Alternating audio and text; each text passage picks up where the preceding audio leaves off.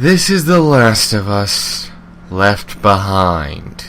She's running away of the establishment incorporated.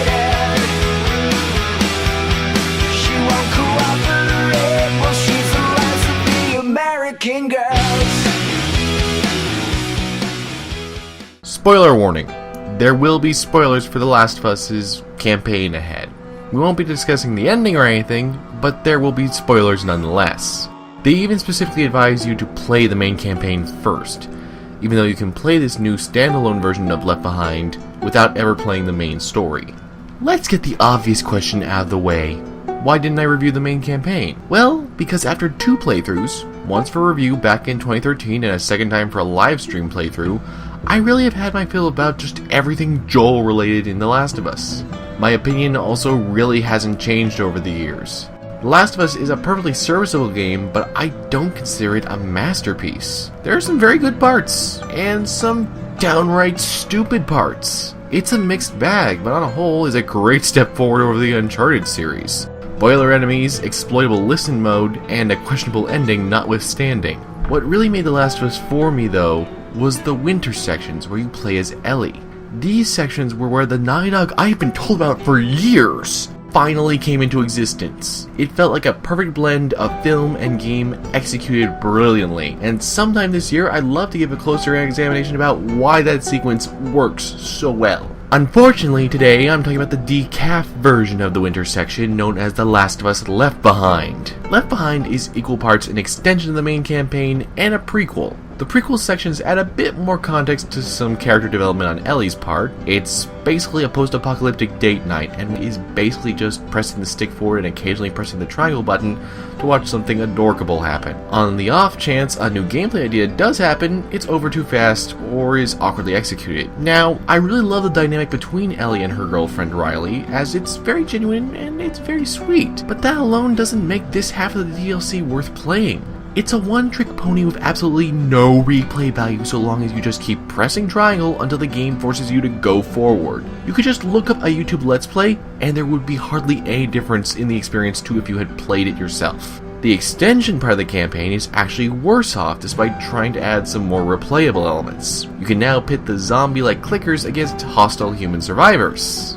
Like 3 times. Did I mention it is also really roughly implemented and shows just how much The Last of Us scenarios still leaned heavily on scripting? Nothing matches watching human survivors pathetically try to hold off the clickers. All you need to do is throw one sound object, let all the clickers bunch together around the humans, throw a grenade, clean up stragglers, and repeat. There is no clever strategy to this, there's none of the smarts that some of the fights in the regular game ever had. Other than that, there's just a few brief stealth sections that awkwardly plop themselves into areas previously made for exploring, and it just feels slapdash. You can clearly tell when an environment was made for combat, and you're just navigating around to unlock the combat sequence, or vice versa. Perhaps it's a good thing this is the only time Naughty Dog has ever made a single-player DLC. And seriously, this campaign is short, clocking in at under 2 hours despite expecting more than $10 for you to have the right to experience it. Even a Telltale game gives you more content to experience in that amount of time for way less cash. As if the pricing isn't pretentious enough for you, get this! You also get a whopping 2 hours of time in the Factions multiplayer. I'm sorry, but do you really think that wouldn't come across as insulting, Naughty Dog? Even EA, at their height of dickishness, was being more generous than this. Dead Space 2 had an online pass, but you could get 2 days for free to try it out before spending the money. Think about that. EA circa 2011 is being more generous than you. So yes, they put in a time demo for something that really should be included in full here.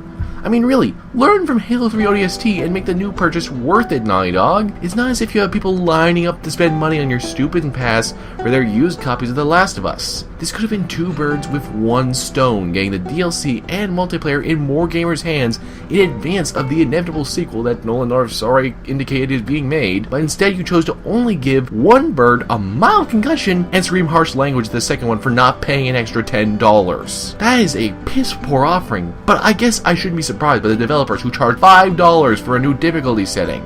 And no, I'm not even joking. The replay value is absolutely terrible. The only reason you should replay Left Behind is to get the achievements, if you can even be arsed to get those after wasting your money on it. There's no new weapons. In fact, most of the game, you hardly have anything beyond your starter pistol, until the last 30 minutes, when the game hastily hands you a bow and a hunting rifle with literally only a few minutes left to go. I'm not even exaggerating here, you could count the minutes. There's no clever puzzle design, there's no branching paths, nothing. There's no extremely poignant moment that combines gameplay and storytelling.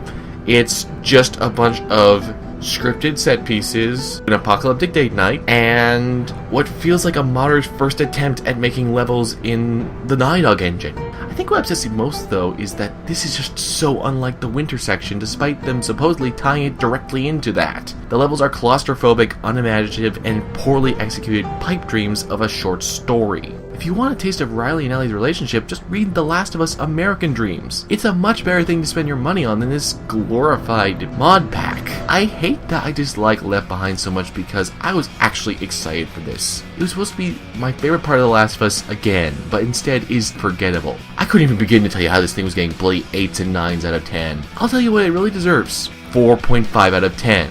Just look it up on YouTube and call it a day. Fine, you really need to know. Last of Us main campaign gets a 7.5 out of 10. There, happy? Now can we talk about something that isn't utterly disappointing? She's got a little book of conspiracies right in her hand. She will come in first for the end of Western civilization. She's a natural disaster, she's the last of the American girl.